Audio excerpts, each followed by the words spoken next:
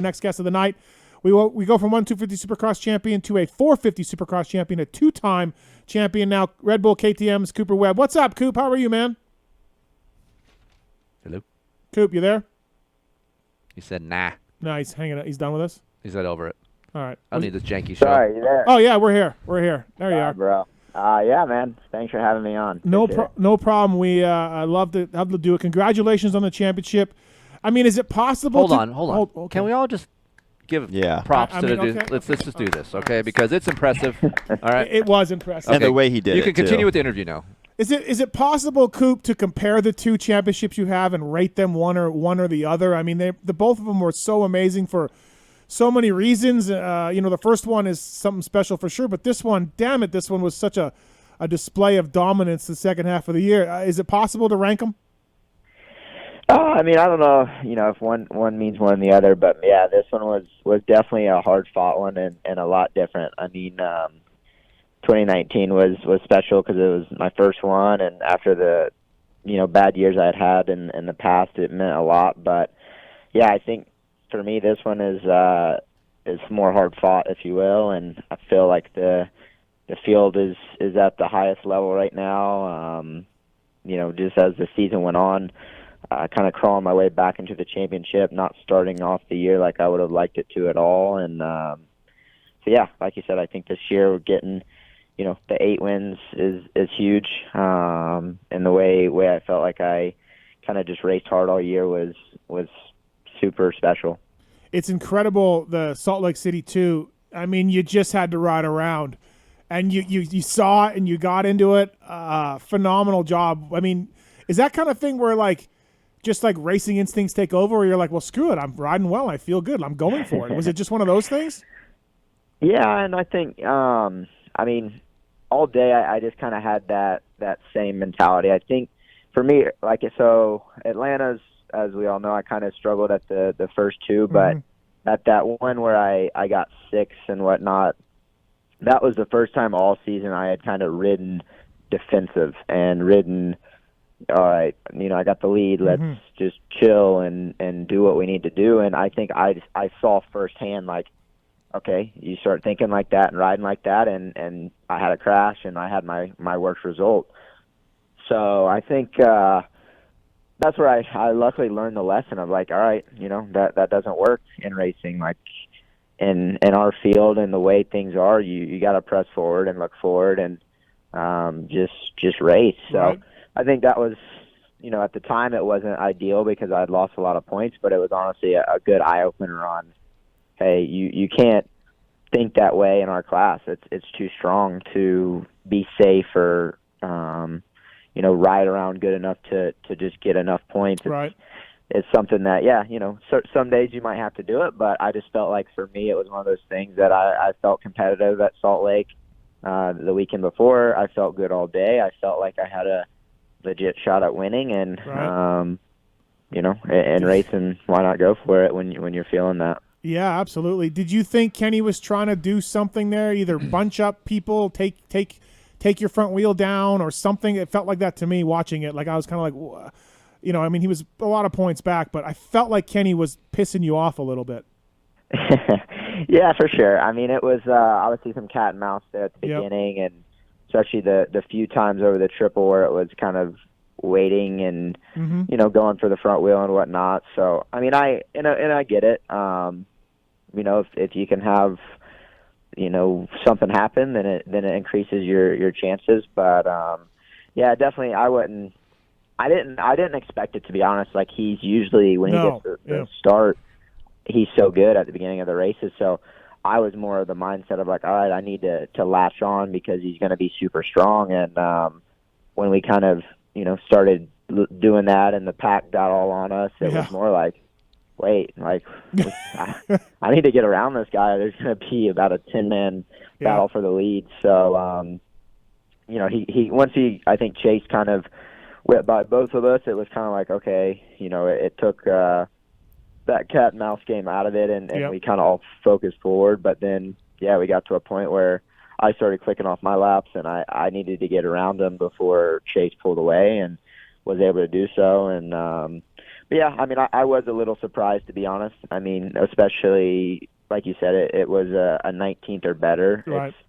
If we're single-digit points, I mean, like we saw with Eli and Dunge that year, like it could make a difference. But I think when it's, a 19th or better is maybe a little different.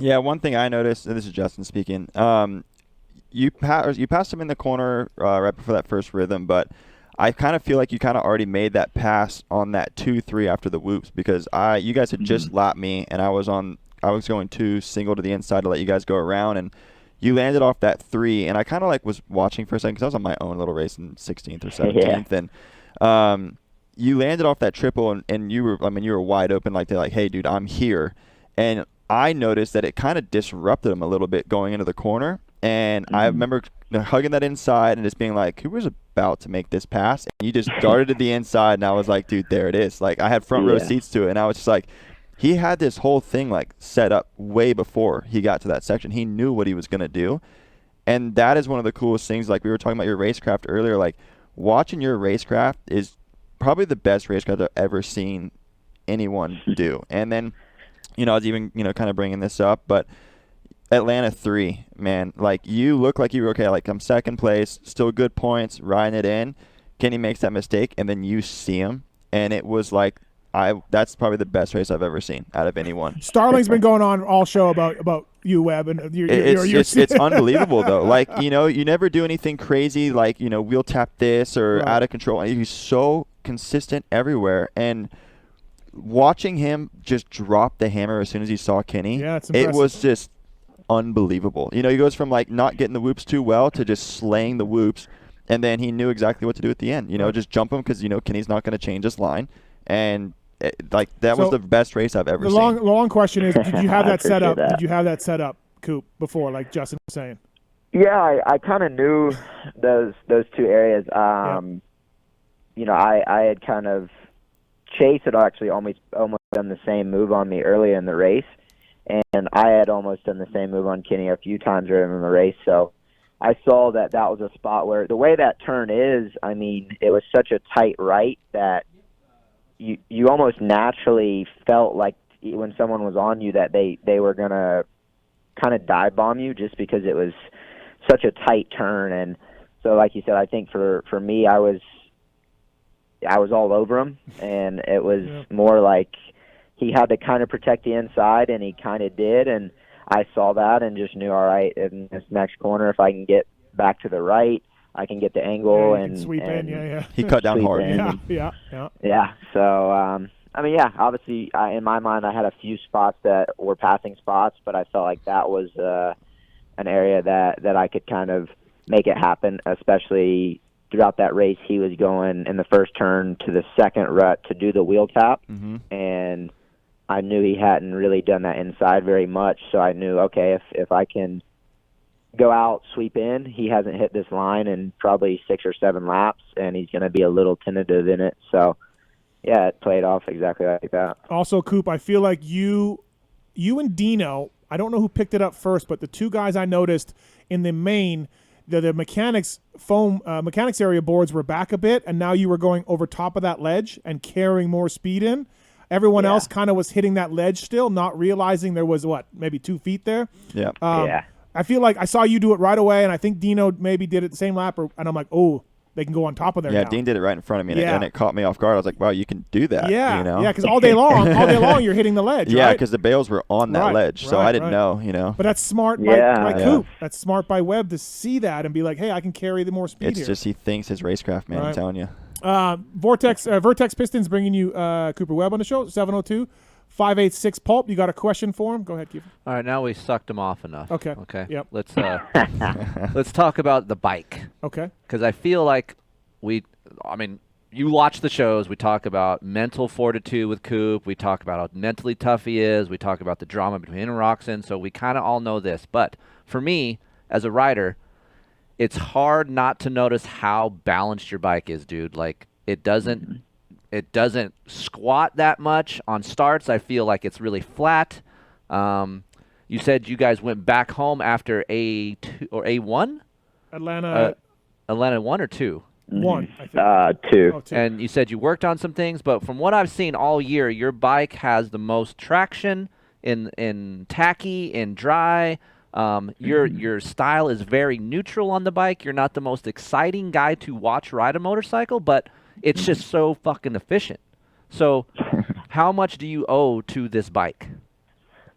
Oh, a lot, man. It's yeah. I mean, it is an unbelievable bike, and I think we worked hard at it. I think I've gotten to be a pretty dang good test rider and know what I like and what I don't. And obviously I have the team to be able to provide me with that and that direction and input or whatever it is. And I think for me, the 19, it was like going back to that, it was my first year on the bike, and I think it naturally showed right away, like, hey, the bike is unbelievable, and I'm able to ride to my ability. But I think now I've just gotten it even more fine-tuned to exactly what I like. And like you said, I feel like I'm in such a comfortable spot with it and know exactly what it's going to do that I can go to Atlanta or Dallas, all these different places that had traction and be in the mix. And then,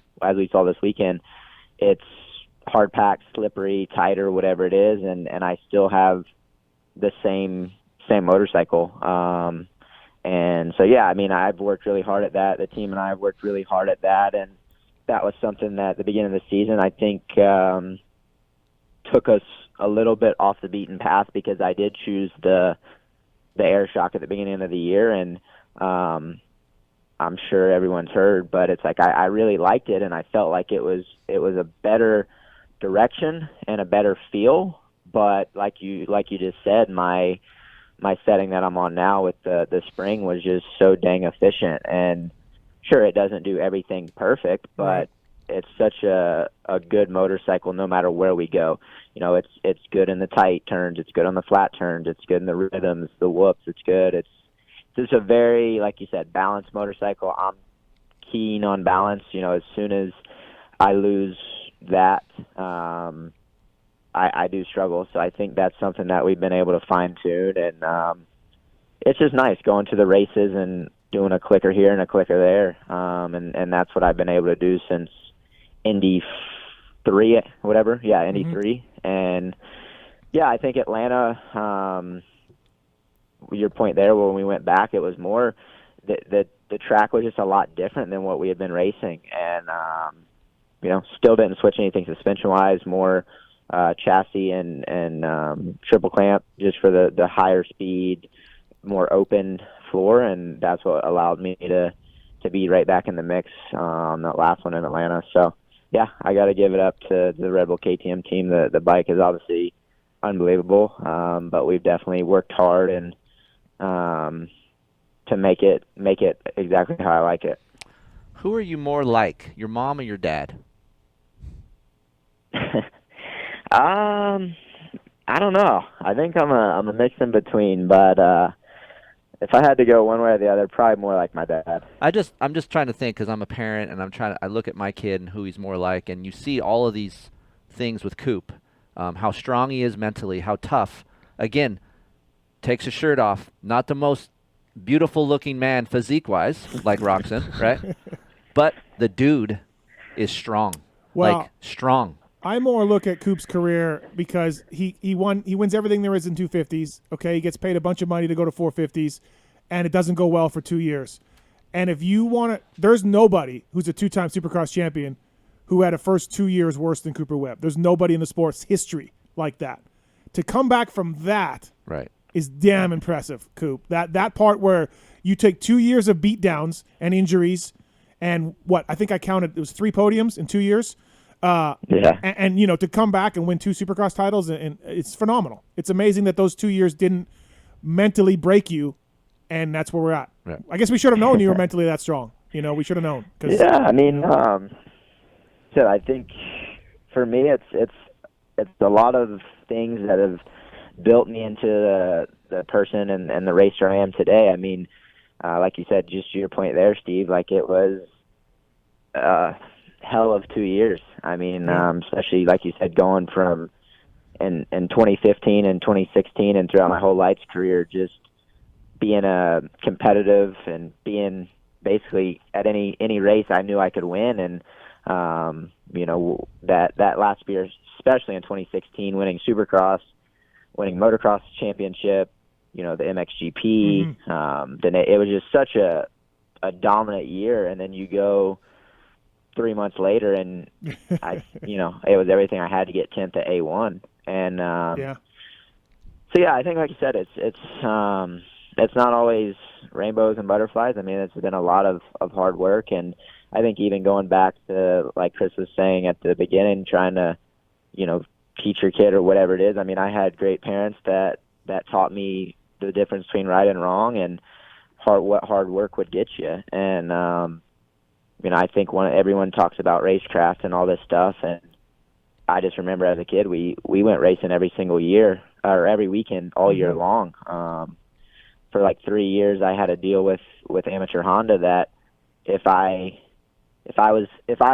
did 50 races in a year, I could meet a certain quota where we could get the max amount of contingency money. Oh, yeah, and I mean, my dad took that to the next level. We raced 54 times, and there's only 52 weeks in a year. So I raced, and I think for me growing up, I went to public school and just did other stick and ball sports, and kind of learned how to be a normal kid and those normal motor skills or whatever you want to call it. And then as I transitioned, I mean, I think I moved to California when I was 16, with a 1-year contract from Bobby from Star and myself. My parents had to stay home and work, and it was me and my mechanic, and it was like, hey, this is your shot, like either make it or break it. And so, I just think a lot of, I mean, I'm sure as it happens, like you said, you don't always have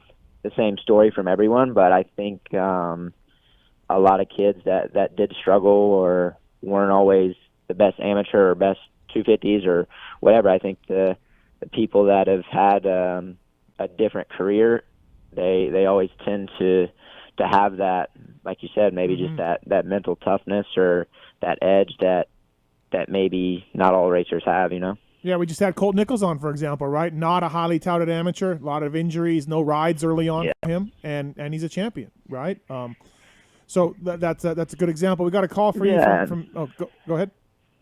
Well, I'll just say it doesn't always play out like that, but he's a perfect example. I mean, I grew up racing Colt as he was a year older than me, and I mean, I look at him, I don't think he ever won a Loretta's title. I mean, I remember us being friends and him going to Costa Rica to race for a few $100s and racing arena cross, and me always being his friend and just like, man, how does this guy not have a ride? He's so talented, and obviously it didn't come easy and come quick, and as you see, it's obviously paid off now. But it's crazy how people's paths cross and the difference that goes into it. It's also amazing you survived the CRF 150 4-stroke era as well, Coop. Good job on that. Dude, I helped develop that thing. Did you? Yeah. Yeah, Starling knows about I was on that thing for a long time. I was the first one to race it. Were you? Yeah. It wasn't good, right? No. Okay. No, it wasn't. It got better. We finally got it decent, but what he rode compared to what I rode was different. I heard Coop's CRF was like a one-of-a-kind. Yeah, I didn't ride anything like what he rode. Mine was completely different, but, man, it took a long time and a lot of crashes to get that thing going. Damn, I bet. I bet. Derek's on one here. Derek, welcome to the show. What do you want to say to Cooper Webb? Thanks for having me. First of all, I want to say, Cooper, you are an absolute dog. You are the champ for a reason. You are the man. I'm so pumped, and my dad is a huge Roxon fan, and we've been arguing for weeks. Bad blood there, but me and him have been going at it. So you stealing the deal here, it was a deal breaker for me. I'm not going to say, we placed bets and whatnot, but I want, the winner in the end, Cooper Webb, you are the man, dude. Like, I don't know a better way to put it. So stoked. I really appreciate that, man, and thanks for being a fan. 2019 was not a fluke. No, nothing's been a fluke. You are the man to beat 24/7, and it was a great season. Thank you for putting on a show for all of us. That's cool. Yeah, man, I really appreciate it. Thanks, Derek. Thanks, man. Yep. Hey, Coop, so Daytona happens, right? You take Kenny wide in a move that, nothing wrong with it, racing move. Go and block his line. He has those words for you after the race, and I'll be honest, I fully expected Kenny to send a message the next weekend or the weekend after, or God knows any of the other times he could have. And he doesn't play that game, and I get it, no problem. I don't have an issue with it. But were you expecting some sort of retaliation from the 94 at some point based on that Daytona stuff? I mean, shoot, you never know. Obviously, like you said, it was something where, in my mind at the time, it wasn't that big of a deal. Right. You know, it was, Right. I saw an opening and went for it, and I was behind in points at that time. And, if I would have been in his situation, I would have expected the same thing. And so, yeah, when we kind of got back, I didn't really even think about it, and we get back to the podium, and he was having words with me. Other people were having some words? Yeah, his wife was in my face and yelling at me, and so I'm like, was it really that what bad? the heck? And so anyway, yeah, I was like, okay, obviously he's not pumped, and Right. I mean, it is what it is. Like, yeah, if he retaliates, then, it is what it is. But Right. in my mind, I just kind of knew right then and there, like, okay, I'm in a good spot. If we're this early in the season and it's still, we're get that emotional about a pass like that, then I felt really good about it, and just kind of like, hey, Right. it's game time now. It's time to pounce, and I felt like that's what I was able to do at Dallas with kind of making, I guess, my statement there. Yeah. No. Yeah. Absolutely. Hey, for next year's Supercross season, would you take? Well, this might be actually an obvious answer. Would you take speedway races or Tuesday, Wednesday, midday races or midweek races if you had to take one of those to the next year's series? You'll probably think I'm crazy. As much as I struggled at Atlanta, Yeah. I actually really liked it. Okay. Like, it Yeah. was a cool venue. I think for me, the only thing I would like to see would have been the speedway race. For example, I'd say that they had 3 sections. They had the middle section Yeah.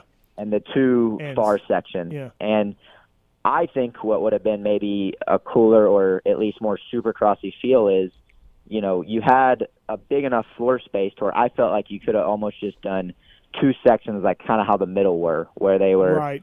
more supercrossy, get 4 or 5 lanes in. And sure, if you want to put one faster horseshoe on one end, but I felt like there was enough room to where it could have been a bit more supercrossy than it actually was. But like I said, at the same time, I actually did enjoy it. And I think for a lot of people too, it was all new as far as, we're all probably, I'm sure people rode outdoors before that. I'm sure, Supercross or whatever it was, but no one really knew. You always kind of know what to expect at Daytona. Hey, it's going to be this right. dirt, this setup, and we'll try this, to where I think Atlanta, the way it was, being a residency, only having, Tuesday and the other Saturday to kind of figure it out. Mm-hmm. And the track didn't really change. I mean, sure, it got turned around or whatever, but you basically had the same kind of track all 3. So, like, for me, I think if it was something where, hey, we go to a speedway race and it's more of the Saturday only, and Right. we kind of know what to expect, and at least, because even with the track layouts, you have the maps, and they're wrong 90% of the time anyway. So I don't even look at them. I know. I liked it. Like, I thought it was cool. I thought it was a change of pace. The fans were awesome. But for me, I would have liked it to have been more supercrossy. But at the same time, it was a lot different. I mean, minute 40 lap times is pretty crazy. But I liked it, I but didn't mind it. I liked it, but maybe a little shorter, maybe a Yeah. little yeah, bit. and that's what I'm saying. Like, Right. I think if you could slow it down Yeah, and, yeah. and get it more around that 110 range, then Right. bring it on. I think that's a perfect mix. Did you guys notice when you were racing, you too, Justin, did it get less rough because of longer lap times? I didn't think it was very rough. Okay. But Yeah, I it only really wasn't. did one main there, so I don't. So, Coop, was it less rough than like a 45-second, track? Yeah, absolutely. I Yeah. mean, it was quite a bit smoother in my opinion, and even throughout the day, like you're saying, you only get 4 or 5 laps in practice, 4 or 5 in the heat, and 12 in the main. So, and they're still doing the same amount of track prep. So definitely was a lot smoother and didn't really break down like they always do. Brayton was up in the press box a bunch this second half of the year. He was hurt, and so I hung out with him a lot. And look, I was the one pushing for longer than 20 lap mains. I really was. I'm like, look, these guys are doing 14 minutes. They got to go more. But honestly, Coop, I'm starting to come around. Like, we got to shorten these a little bit because the lap times are 40 seconds. We've had more under 50-second lap times than ever before. 20 minutes on this track. I'm not saying go back to 20 laps. I'm not saying that, but I think nobody's calling everybody a pussy. Like, it's fine. It's still gnarly. Yeah. I just think they need to be a bit shorter, Coop. The main event. Main events, yeah. I mean, for me, I'm gonna have to disagree. Right.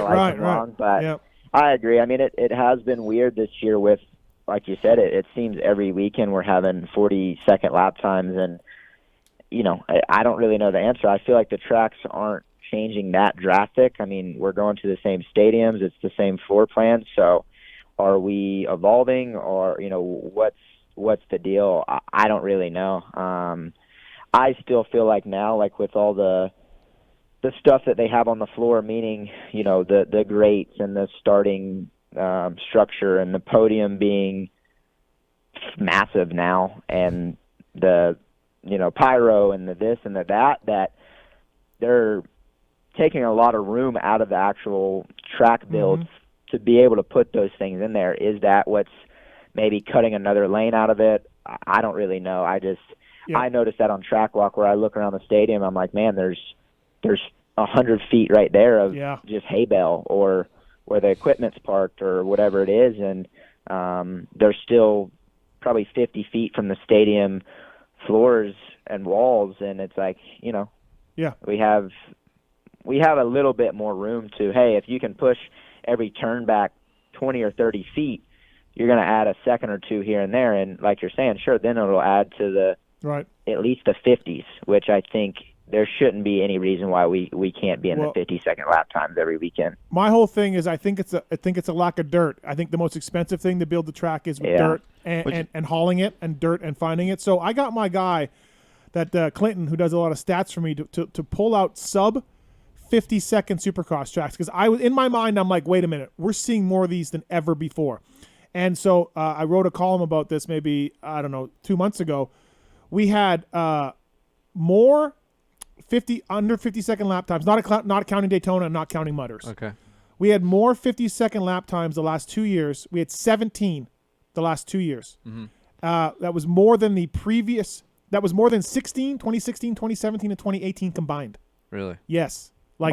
So there's something going on. Whether it's floor space, like you said, Coop, or the cost of dirt, we're having more sub 50-second lap times than ever before. So it's not good. Yeah, it's definitely. I mean, and that stadium we were at last night, I would say, is one of the smaller ones. Yeah. But still, like you said, I mean, I agree with you. I mean, it is tough. Like shooting practice, one more second, we would have been in the 40s and maybe knocking on the 39 range. I mean, that's almost arena cross days. So, like you said, it is a fine balance of, because if at 20 laps at 40-second lap times, then we're only, a 12-minute main event or whatever it is. Yeah. So there has to be some discrepancy, but absolutely, I think a 50-second lap time is fair and what we should be at, and who knows? I mean, if they'll listen to us here on Pulp or not, but like you said, I think there's ways that they could go about it, and I don't really know all the ins and outs of what they can and can't do, but like you said, I think low 40s are short. Well, Dominic on the phone here says Kiefer Coop's legs are ripped. So you're making fun of Coop's. Well, I don't. He's not in his underwear when I look at him. Okay, right? I just didn't expect this to be a breakdown of Coop's. Well, no, I'm just saying as normal folk, 9 to 5ers. Right. When you see Roxon, he was ripped looking, right? And you see Coop, he looks like, hey, I can relate to that dude. He has some muscle, stocky, but he's not shredded. But he's in shape like a mother. Okay. Right? So. Right. Yeah, well, I appreciate it. What I was going to say was, like, the track between SLC 1 and 2, the jumps were way smaller at the second one, and the lap times were way shorter. And I don't understand how it changed so much from the first one to the second one. Yeah, that's what I was surprised about too. I mean, I felt like Salt Lake 1 was the rhythms were actually pretty beefy, like you know, bigger rhythms, and it was like total change going into the last one. I mean, it was it felt like the 3-footers were like 2-footers, and I agree. Like it was super different, and like you said, you would think that the same amount of dirt was there. I even thought about this too with that ledge they did though.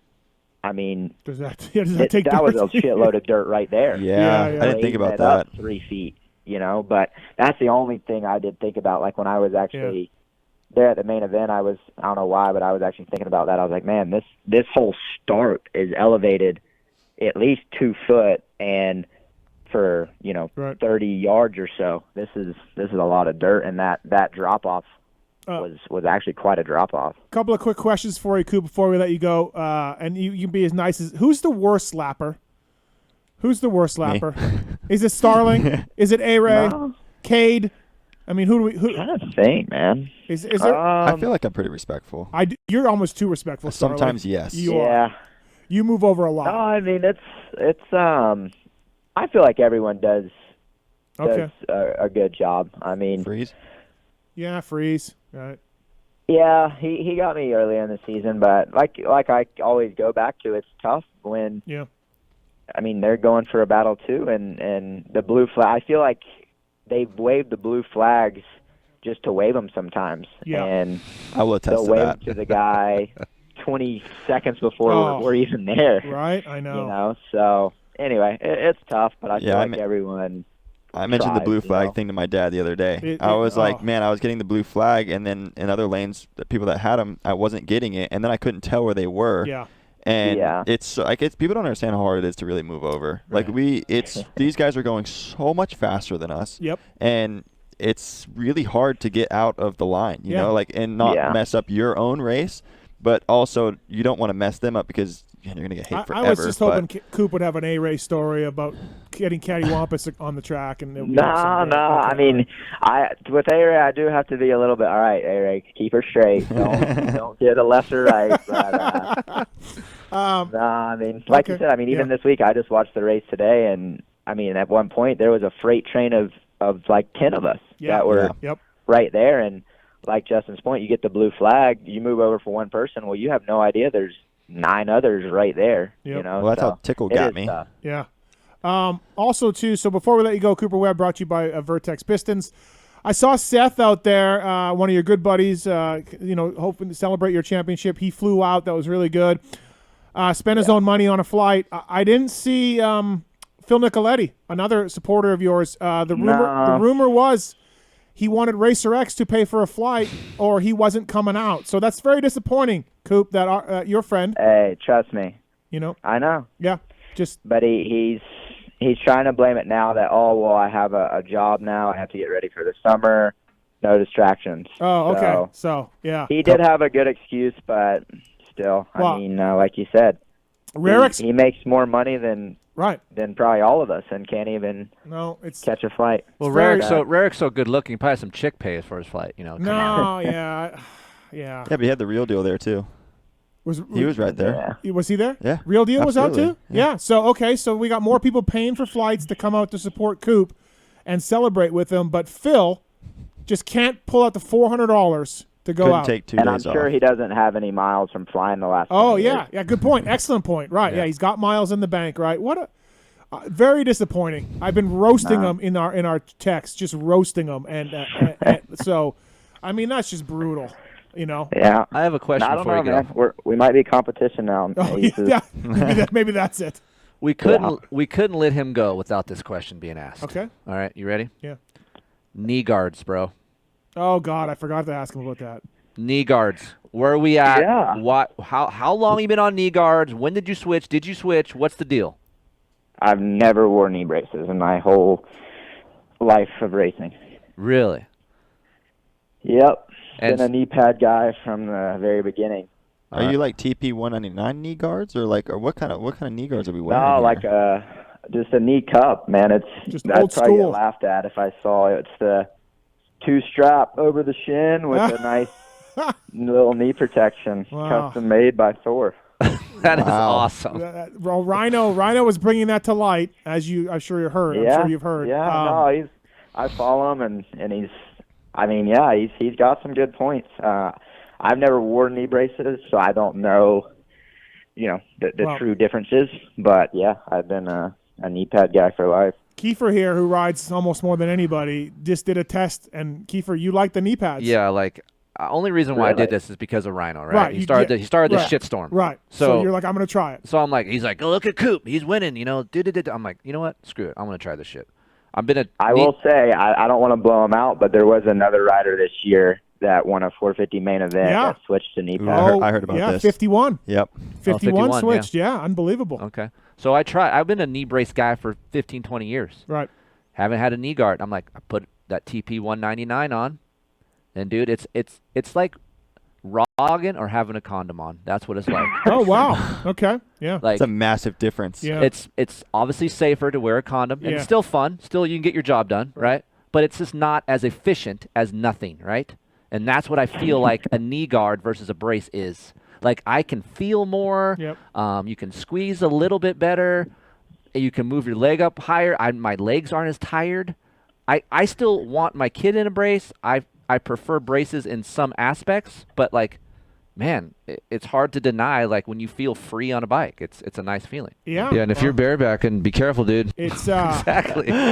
it's amazing that I can't believe, Coop. I didn't know that about you. I did not know. I know Larry Ward never wore braces. Wyndham never wore braces.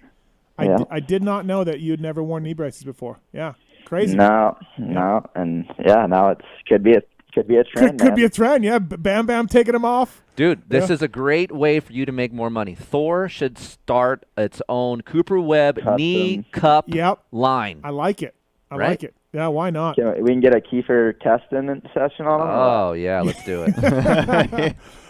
Hey, Coop, thanks for coming on. Really appreciate it. I know you're slammed with stuff and everything else going on, all your commitments, but Yeah, no worries. really – oh, go ahead. Sorry. One Hey, more. so you've won like 2 Supercross championships at 450, lights class championships, outdoor championships. How hungry are you for this outdoor championship? Yeah, I'm excited. I mean, like you said, I've had a lot of success in the sport, but I haven't really gotten an outdoor championship. Obviously, we're really been quite as successful as I'd like to be. Last year, getting sidelined was a bummer because I felt super good in that break going in the outdoors, and the way the series was, and just how everything played out. Like, I felt like getting second and Supercross, I was super excited and super hungry to try to go win the outdoor championship, and obviously had the back injury. So obviously right now it's something where the Supercross was the main priority, but now that we have this little break, I'm excited and hungry. I think I should be in a good situation to carry that momentum outdoors and see what I can do. So yeah, I mean, think, like he's you my said, guy that's- to win this thing. I just hope you park that the one 7. thing. I hope you park the 715. Just fucking slam them. I will every chance I get. Thank you. Even when lapping or something, Yeah, if even it lapping happens, them, everything, right? Yeah. He told me last week, if I get lapped, I'll be pulling off. Yeah. Like, he's fully Well, just expecting. know, if you ask him, he's by far the fittest guy out there. So Did you hear about his test session last week or the week before? no, he's like I said. I think He's he's gone quiet on me. Hey, Coop, Marchbanks caught and dropped him in outdoor moto. At Cole. Yeah, Marchbanks on a 250F. Good for Marchbanks. That's awesome. That's great. Thanks for coming on, man. Appreciate it. Thank you. Yeah. See you guys. All right, Later, see ya. Coop. That's Cooper Webb, everybody. Brought to you by Vertex Pistons. Thanks for coming on, Coop. Good interview as usual. Guy's a legend. Yeah, thank you for the knee guards question. Totally slipped my mind. Also, I forgot to ask him about Paul. His name's Paul Webb. Oh, my Ooh, God. that's a Totally big forgot question about to that. miss on. Fuck, I Wow, know. you blew it. I know. It's How could you terrible. not write that God, down? that was I don't know. huge. I just forgot. Darkside texted me, and I Oh, just fucking remembered. thanks, Darkside. Yeah.